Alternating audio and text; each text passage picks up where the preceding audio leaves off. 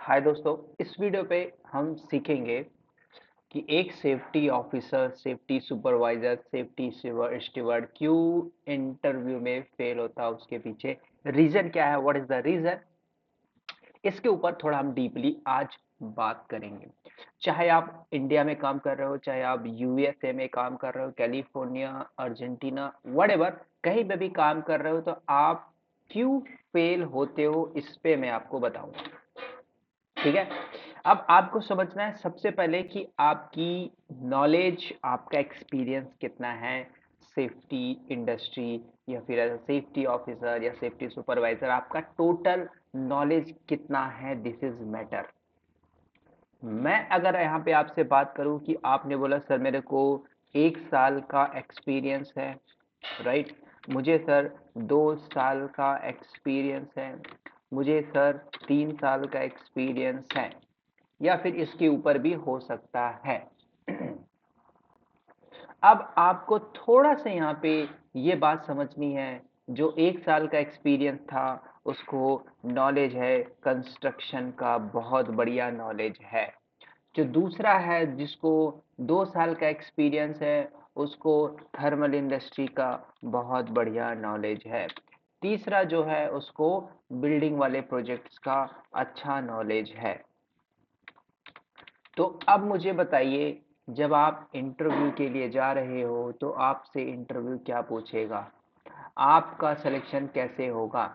सबसे पहले आपको समझना है कि ये जो कंपनी है, कंपनी मान के चलिए आपकी एचपी है, किसी भी नाम से एक कंपनी है, एक्स वाई जेड नाम की एक कंपनी है। अगर ये कंपनी हायर करती है तो पहले कंपनी क्या देखेगी, कंपनी देखेगी आपके सीवी में जो लिखा है उस सीवी के अकॉर्डिंगली क्या आप डिजर्व करते हो कि नहीं करते हो। अगर कंपनी बोलती कि हमें एक मेट्रो प्रोजेक्ट के लिए चाहिए, तो आपके माइंड में क्वेश्चन आना चाहिए मेट्रो प्रोजेक्ट के लिए कौन सी इंडस्ट्री को प्रेफर दिया जाएगा, क्या बिल्डिंग को, क्या कंस्ट्रक्शन को, या फिर थर्मल वाले को। आप लोग मुझे कमेंट करके जरूर बताइएगा, मैं आपके कमेंट सेक्शन को जरूर रीड करूंगा।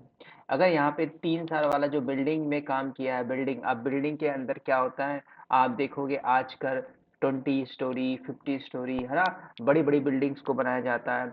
तो उस बिल्डिंग के अंदर जो कंस्ट्रक्शन एक्टिविटीज होती हैं, हाइट जितनी होती है उसके ऊपर आपसे क्वेश्चन किया जाता है, राइट।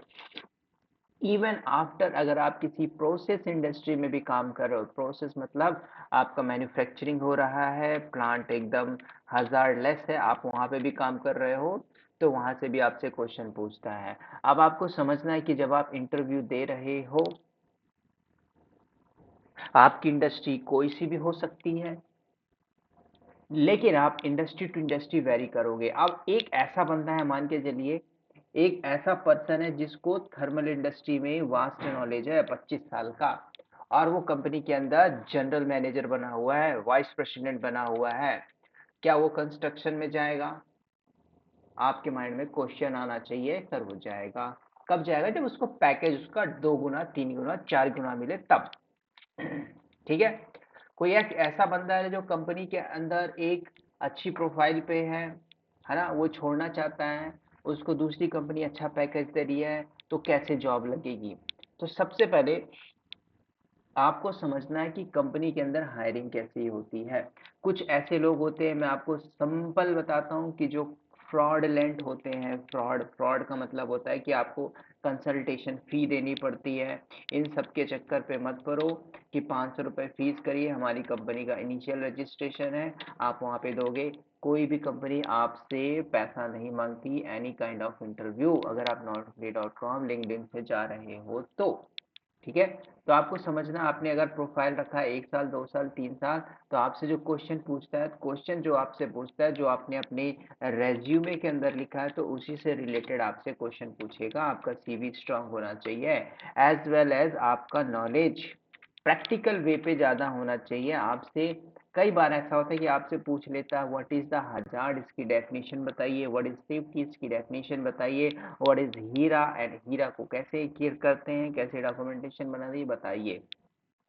अब मैंने एक क्वेश्चन पूछा, हीरा तो क्या तीनों इंडस्ट्री के लिए एप्लीकेबल है? यस, तीनों इंडस्ट्री के लिए एप्लीकेबल है। ऐसा नहीं कि बिल्डिंग के लिए है, थर्मल के लिए, कंस्ट्रक्शन के लिए, सबके लिए। कॉन्सेप्ट आपका वही होगा, बस आपको एक बात समझनी है कि आपका नॉलेज कितना है। नॉलेज के ऊपर जॉब लगेगी, ना कि रेफरेंस के ऊपर, है ना। मैं आपका रेफरेंस लगाता हूँ, रेफरेंस के ऊपर जॉब लगती है, आप कुछ महीने टिकोगे, उसके बाद जॉब से हाथ धो बैठोगे। इसलिए नॉलेज बहुत इंपॉर्टेंट है। किसी भी इंडस्ट्री में आप जाते हो, नॉलेज इज वेरी इंपॉर्टेंट। तो जॉब कैसे लगेगी, करना क्या है, मैं आपको बताता हूँ। सिंपल, आपको सबसे पहले थ्योरेटिकल के ऊपर नहीं जाना, आपको विद 100% प्रैक्टिकल के ऊपर जाना है, कि प्रैक्टिकल के ऊपर आपको फोकस करना है। अब प्रैक्टिकल में क्या हो सकता है, अगर आपने कंपनी, किसी इंडस्ट्री, किसी कहीं पे भी काम किया, अगर आपसे पूछता है इंडस्ट्री में टाइप्स ऑफ स्कार्फ फोल्डिंग, तो आप स्कार्फ फोल्डिंग के टाइप्स को बता सकते हो। अब ये स्कार्फ फोल्डिंग भी डिपेंड्स करता है कि आप कौन सी इंडस्ट्री में काम कर रहे हो, है ना। मान के चलिए एक ऐसा बंदा है जो इंटीरियर्स के अंदर काम कर रहा है, जिस जस्ट एक बिल्डिंग के अंदर इंटीरियर्स ऑफिस के अंदर काम कर रहा है, तो उससे आप पूछोगे कैंटिलीवर स्काफोल्डिंग क्या होता है, वो एकदम हाथ खड़ा कर देगा, I don't know what is the cantilever scaffolding. वही चीज अगर आप उससे पूछोगे, किससे, जो कंस्ट्रक्शन में काम करता है, उससे पूछो कैंटिलीवर स्काफोल्डिंग, है ना, tube based scaffolding, mobile scaffolding, तो वो बता सकेगा कि स्काफोल्डिंग कितने टाइप के होते हैं, हमारी इंडस्ट्री में किस टाइप का स्काफोल्डिंग होता है, क्या क्या हम सेफ्टी प्रिकॉशन यूज करते हैं, क्या टैगिंग होना चाहिए, रनर्स क्या होता है, बियरर्स क्या होता है, वो सारी चीजें आपको यहाँ पे बता देगा। कौन? जिसको उससे पर्टिकुलर कंस्ट्रक्शन या मैकेनिकल या फिर थर्मल या फिर किसी भी इंडस्ट्री का पर्टिकुलर एज डीपली नॉलेज तो बताता है। ठीक है। अब ऐसे ही मैंने इंटीरियर का बात किया, तो इंटीरियर के अंदर आप उससे पूछोगे कि मोबाइल स्कार्फ फोल्डिंग क्या होता है, तो वो बता देगा स्कार्फ फोल्डिंग क्या होता है, क्योंकि उसकी इंडस्ट्री में, उसके एरिया में मोबाइल स्कार्फ फोल्डिंग ज़्यादा यूज़ किया जा रहा है। ग्लास क्लीनिंग कैसे की जाती है, तो बताएगा कि भाई हम एक मैन केज को यूज़ करते हैं, with the help of man cage को यूज़ करके हम सारी की सारी क्लीनिंग को करते हैं, तो वो बता पाएगा, है ना। अब कई बार कैसा ऐसा होता है कि आपसे इंटरव्यू में पूछ लेगा टाइप्स ऑफ वर्क परमिट। अब आपके यहाँ पे वो वर्क परमिट यूज नहीं हो रहा, फॉर एग्जांपल के लिए कन्फाइंड स्पेस, है ना। अब आप कंस्ट्रक्शन में हो, कंस्ट्रक्शन में हो सकता है किसी टाइम के अंदर हो, और आपसे पूछेगा क्या वो कन्फाइंड स्पेस में आता है कि नहीं आता है, डेफिनेशन पूछेगा कन्फाइंड स्पेस में क्या क्या हजार्ड्स होते हैं, क्या सेफ्टी प्रिकॉशन लेना चाहिए, as a safety officer what your view, आपका व्यू क्या होना चाहिए, आपको बताना पड़ेगा यहाँ पे। समझ रहे हो। तो इंटरव्यू में फेल होने का क्या रीजन है, एक ही बात को याद रखना कि आपके पास नॉलेज नहीं है, तो आप सेलेक्ट नहीं हो पा रहे हो। मैंने ग्रीन मार्क्स किया यहाँ पे, है ना, नॉलेज। क्योंकि इतना ही लो थाली में व्यर्थ न जाए नाली में, कहावत है, आपने स्लोगन पढ़ा हुआ, इतना ही लो थाली में व्यर्थ न जाए नाली में। लेकिन ज्ञान एक ऐसी चीज है, इसको आप जितना भी करो वो बर्बाद नहीं जाता। आज की डेट में आप लोग नॉलेज नहीं लेते हो, तो नॉलेज ना लेने की वजह से आपका जॉब नहीं लग रहा है, सिंपल सी बात है ना। अगर मैं एक कंपनी के अंदर, मैं अगर, है ना, जीएम हूँ, जनरल मैनेजर की प्रोफाइल पे बैठा हुआ हूँ, तो क्या आप लोग सेफ्टी ऑफिसर, सुपरवाइजर जो भी हो, तो वहां से क्या आप असिस्टेंट मैनेजर की लेवल पे नहीं जा सकते? डेफिनेटली जा सकते हो। ठीक है। मैं यहाँ पे आप बहुत दिनों के बाद आ रहा हूँ, वीडियोस बना रहा हूँ, क्योंकि अभी मैं फ्री हुआ हूँ मेजर प्रोजेक्ट के बाद, क्योंकि मैं अभी कुछ फॉरेन कंट्री के प्रोजेक्ट्स पे था, वहाँ से अभी मैं रिसेंटली बैक हुआ हूँ। तो आपको समझना है कि बेस्ड ऑन नॉलेज आपकी इंडस्ट्री क्या है। सीवी प्रिपरेशन पे भी मैटर करता है कि आपका सीवी कैसा है। आपने किसी का कॉपी पेस्ट कर दिया सीवी में, उसने कुछ और लिखा था, आपने कॉपी पेस्ट मार दिया, और आपसे जो क्वेश्चन पुटअप कर रहा आप बोल नहीं पा रहे हो। अब यहाँ पे एक और पॉइंट मैं यहाँ पे ऐड करूंगा, this is very important, communication skill. आपका कम्युनिकेशन स्किल बहुत इंपॉर्टेंट है। वो आपसे इंग्लिश में पूछ रहा है, आप उसको बांग्ला में बोलते हो, हिंदी में बोलते हो, नहीं, you need to understand first, because you are the professional, as a professional you need to understand कि मुझे बोलना क्या है, मुझे रिप्लाई क्या करना है। ठीक है। यहाँ पे कम्युनिकेशन की स्पेलिंग गलत है, कोई दिक्कत नहीं, आप मेरे वर्ड को समझो। कई बार पूछ लेता है आपसे ड्यूटीज ऑफ सेफ्टी ऑफिसर, तो आप क्या बोलोगे?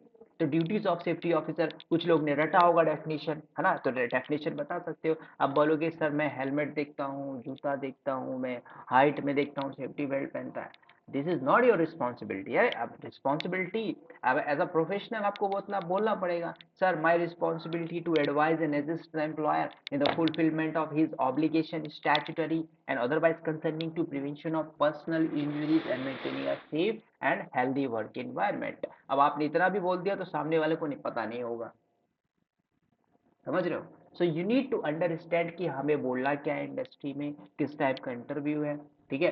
तो ये सारी चीजें आपकी तभी हो पाएंगी जब आप का नॉलेज एकदम वास्ट लेवल पे होगा, इंडस्ट्री लेवल पे होगा, तभी आप जाके बोल पाओगे। क्योंकि क्वेश्चन रट के कॉपी पेस्ट आज के ज़माने में, आज की जनरेशन में, है ना, आप थोड़ा टेक्नोलॉजी के ऊपर जाओगे, आज आप जो काम कर रहे हो, सेफ्टी हेलमेट देख रहे हो, वर्क एट हाइट देख रहे हो, आज बैकएंड में रोबोट भी काम कर लेगा, वो भी देख लेगा, समझ रहे हो। रोबोट ने देखा गलत काम कर रहा है, हुटर बजा देगा बैकएंड से, उसका प्रोजेक्ट मैनेजर आके देख लेगा, आपकी नौकरी खतरे में हो जाएगी। तो आपको थोड़ा सा समझना है कि मुझे अपने आप को अपग्रेड कैसे करना है इंडस्ट्री के पॉइंट ऑफ व्यू से। मैं बहुत इंपॉर्टेंट आपसे ये वीडियो डिस्कस कर रहा हूँ, क्योंकि आपको थोड़ा सा फोकस करना है, टेक्नोलॉजी पे भी आना है। क्योंकि अगर आप एक सेफ्टी ऑफिसर पे ये प्रोफाइल है ना, असिस्टेंट मैनेजर या फिर स्टीवर्ड या सुपरवाइजर की प्रोफाइल पे जा रहे हो, सिलेक्शन नहीं है, जॉबलेस हो, so you need to understand मैं क्या बोल रहा हूँ। आपको थोड़ा सा नॉलेज के ऊपर फोकस करना है, नॉलेज लीजिए, रियल टाइम के ऊपर लीजिए, और इंडस्ट्री को थोड़ा सा कैप्चर करिए, पकड़िए, तभी आपको फ्यूचर पे हेल्पफुल मिलेगा। सर्टिफिकेशन बहुत इंपॉर्टेंट भी होता है। क्यों, आज की डेट में अगर आप EHS या HSC में जॉब करना चाहते हो तो safety diploma is very important, क्योंकि आपका बैकएंड का जो सर्टिफिकेशन है, जो डिग्री डिप्लोमा है, वो मैटर करता है। अगर फ्रेशर हो तो आपका डाउट कुछ होगा तो आप मुझे कमेंट सेक्शन पे करिए, मैं आपको जरूर इससे रिलेटेड वीडियोस बताऊंगा, एज अ फ्रेशर आप कैसे जॉब ले सकते हो, ठीक है। तो आपको मेनली क्या करना है, इंटरव्यू के लिए नॉलेज लेना है। अब नॉलेज कैसे लेना है, मैंने यहाँ पे आपने डीपली नहीं बताया, मैंने आपको सिर्फ ओवरव्यू बताया कि आप फेल क्यों हो रहे हो, फेल होने का रीज़न क्या है, बिकॉज लैक ऑफ नॉलेज। अगर आपने सही तरीके से नॉलेज लिया, एक वर्किंग प्रोफेशनल जो काम कर रहा है वो आपको नॉलेज दे रहा है, तो आप उसके नॉलेज को कॉपी पेस्ट करके भी जॉब ले सकते हो, ये भी इंपॉर्टेंट होता है, ठीक है। तो होप दोस्तों आपको ये वीडियो समझ में आया होगा। वीडियो अगर अच्छी लगी तो वीडियो को लाइक करना, चैनल को सब्सक्राइब करना, और अपने दोस्तों और फ्रेंड सर्कल में ज़रूर शेयर करना। तो इस वीडियो में इतना ही दोस्तों, जय हिंद दोस्तों।